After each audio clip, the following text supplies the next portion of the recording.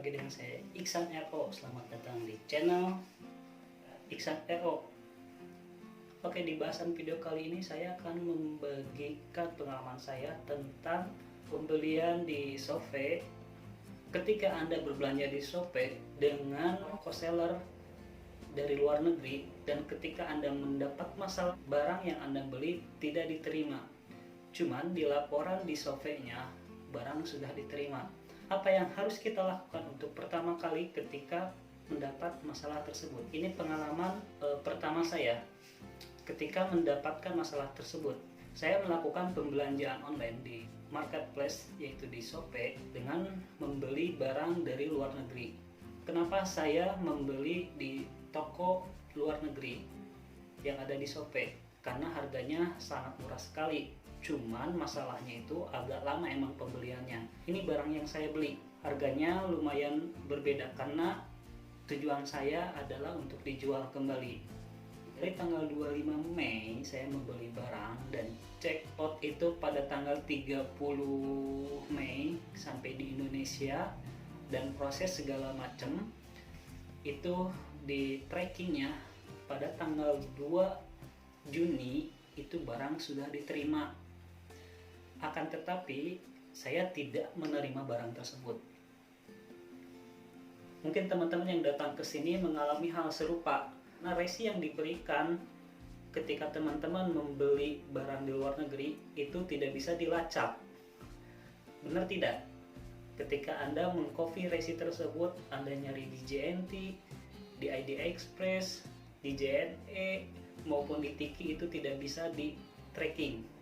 Dan Anda juga mungkin sudah masuk ke web-web yang multi tracking.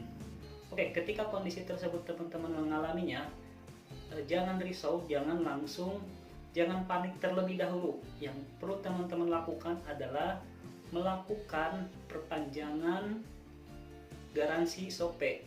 Karena fitur di Shopee ini, ketika kita membeli dari barang luar negeri, garansi Shopee itu akan berakhir setelah H+2. Ketika ada notifikasi barang sudah diterima, itu teman-teman memiliki 2 hari untuk mengecek kondisi barang tersebut.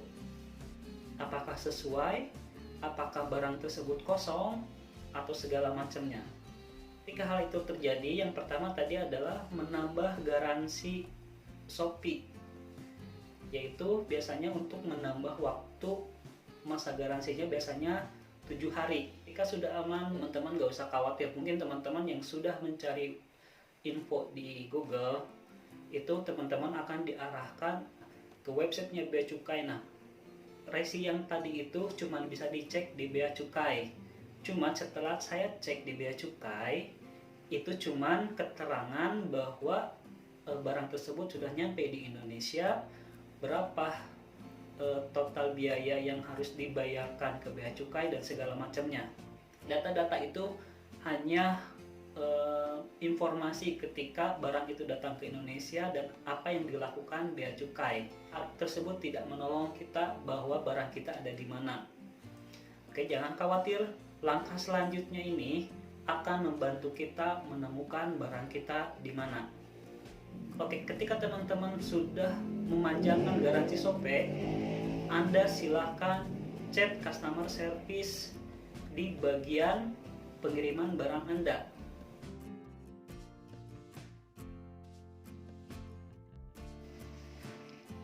Nah, di sini saya mencoba bertanya bagaimana solusi ketika masalah yang saya alami ini terjadi.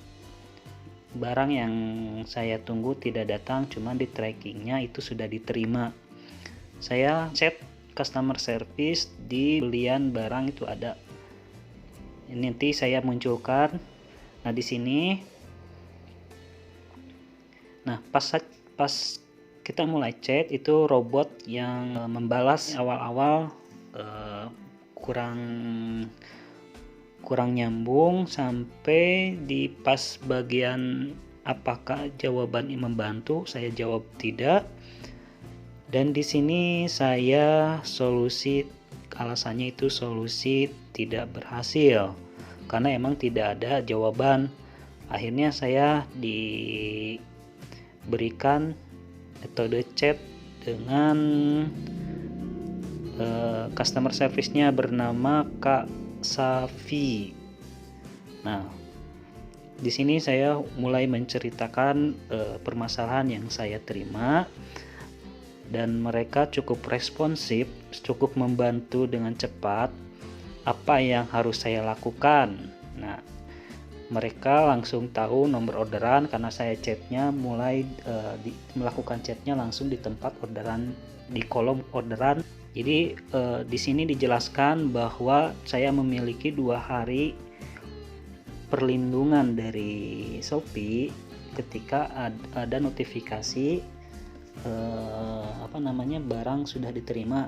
Kalau misalkan lewat dari 2 hari nggak diklaim, nggak dikomplain, minta kembalian dana, maka dana yang saya bayarkan via Shopee ini akan diteruskan langsung ke penjual, dan biasanya penjual tidak akan menerima komplain apapun lagi.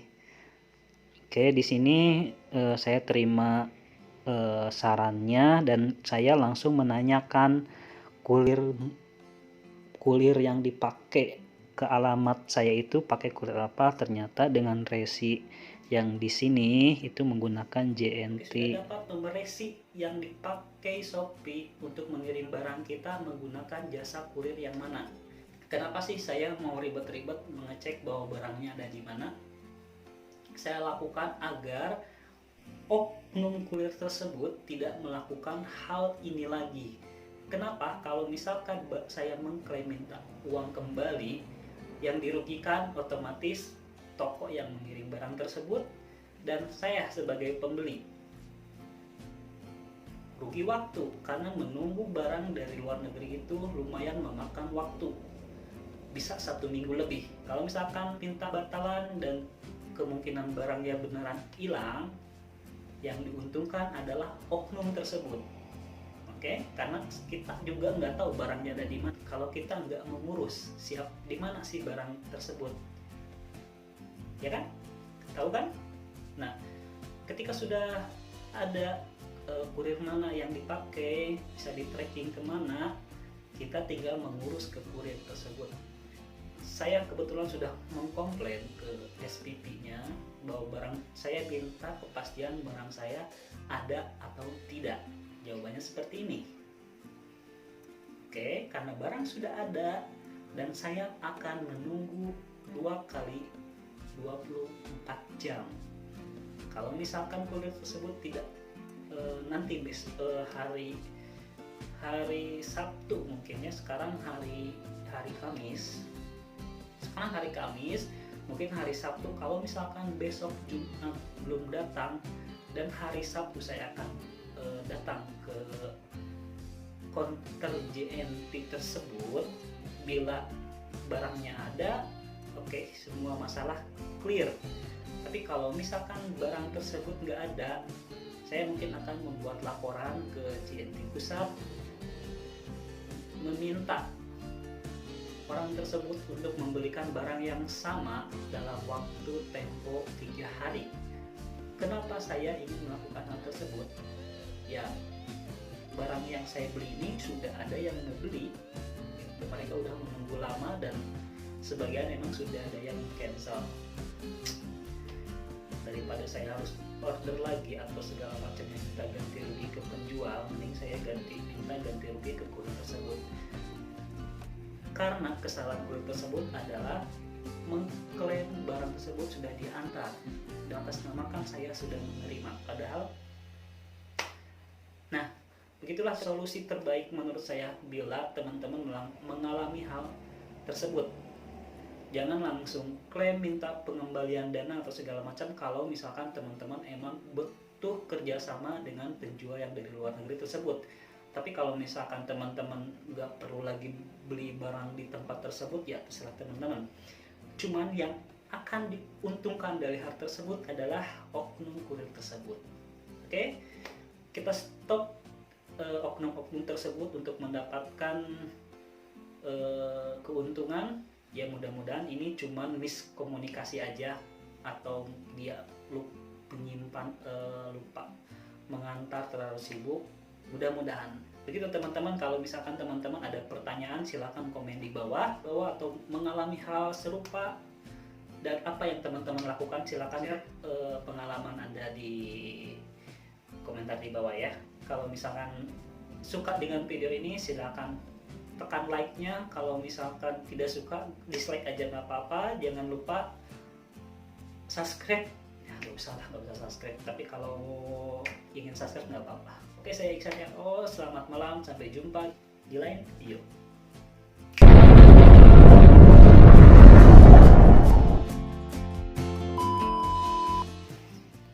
Selamat malam.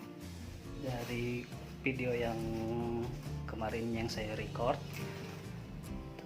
hari ini ada hari Jumat jam 8:30 malam, dan paketnya udah aman, udah dianterin.